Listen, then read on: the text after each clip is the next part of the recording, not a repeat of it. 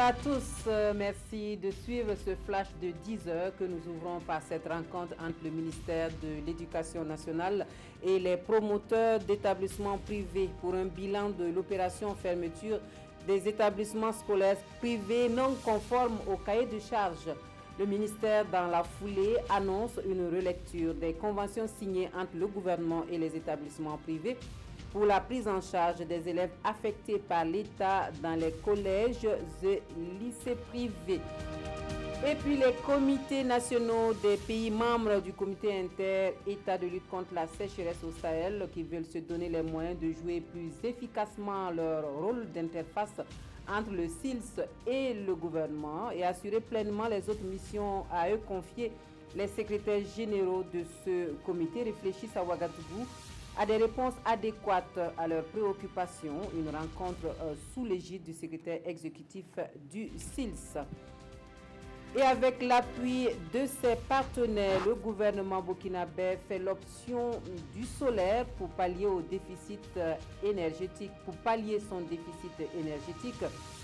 Un vaste programme d'électrification rurale s'annonce en 2019 avec 100 mini-centrales solaires à déployer sur le terrain grâce au fonds vert. C'est le projet Homme Solar qui ambitionne toucher au moins 100 000 ménages. Pour la phase expérimentale, des installations sont déjà donc faites dans certaines localités et le ministre de l'Énergie est allé voir tout cela de plus près, donc à Zorgo, Digré et Pinré.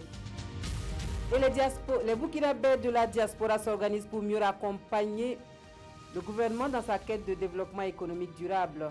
Une association est née depuis ce lundi de cette volonté.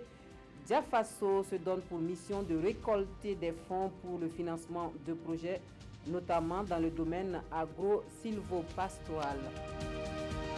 Et puis aux États-Unis, c'est le choc. Les feux qui ravagent la Californie sont parmi les plus meurtriers enregistrés dans ce pays. C'est une bataille sans fin pour éteindre les flammes dévastatrices. Des milliers de pompiers sont déployés, mais les dégâts sont énormes. De nombreuses victimes sont découvertes dans leurs véhicules carbonisés. Le bilan provisoire fait état de 44 morts et d'au moins 200 disparus. Le président américain Donald Trump reconnaît un désastre majeur et ordonne une aide fédérale aux zones sinistrées. Fin de ce flash, merci de nous avoir suivis. Je vous donne rendez-vous tout à l'heure à 13 h pour un point complet de l'actualité de la mi-journée. À bientôt.